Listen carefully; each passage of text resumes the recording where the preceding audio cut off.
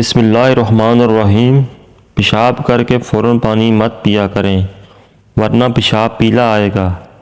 نہا کر کبھی آنکھوں میں سرما مت لگائیے ورنہ بینائی کم ہو جائے گی۔ بہانہ کر کے فوراً روٹی مت کھایا کرو ورنہ بواسیر ہو جائے گی۔ آدھی رات کو اٹھ کر کچھ مت کھاؤ، پیٹ میں پانی بھر جائے گا۔ چلتے ہوئے کبھی روٹی مت کھاؤ نہیں تو تمہارا معدہ سکڑ جائے گا۔ دودھ پی کر کبھی مچھلی مت کھاؤ، تمہاری جلد پھٹ جائے گی۔ زور لگا کر کبھی بہانہ مت کرو، مثانے کو نقصان پہنچتا ہے۔ لوہے کے برتن میں کبھی دودھ مت پیو، ہاضمہ خراب ہوگا۔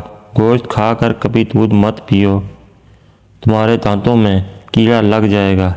نہانے کے بعد سویا مت کرو، دماغ کمزور ہو جائے گا۔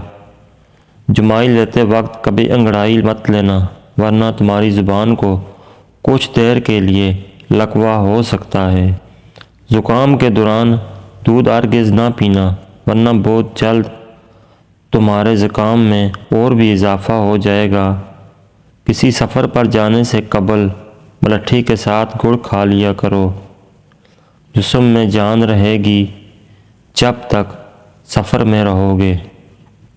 ناک بند ہو جائے تو ایک ناک کو ہاتھ سے بند کر کے سانس نیچے کھینچو، ناک کھل جائے گا۔ سست بدن کو چست بنانا چاہتے ہو تو روزانہ کچے امرود کھاؤ۔ بینائی کمزور ہے، صبح اٹھتے ہی پالک کے پتوں کو دیکھو۔ سبق یاد نہیں ہوتا تو سونے سے پہلے دودھ میں دھنیا ڈال کر پیا کرو۔ جو بھی دیکھو گے اور پڑھو گے یاد ہو جائے گا۔ ناخن کا بڑھنا روکنا ہو تو ناخن ایک بار کاٹ کر اس پر شلجم کے پتوں کو رگڑ دو، ناخن بڑھیں گے نہیں۔ سانس لینے میں تکلیف ہو تو سبز چائے پیا کریں۔ واش روم میں زیادہ بدبو پھیل جائے تو شہتوت کی لکڑی کو جلا کر رکھ دیں، بدبو ختم ہو جائے گی۔ اگر گھر میں پیاز اگے ہوئے ہوں تو بچھو نہیں آتے۔ گھر میں بھنڈی کی سبزی لگی ہو تو ٹڈی گھر نہیں آتی۔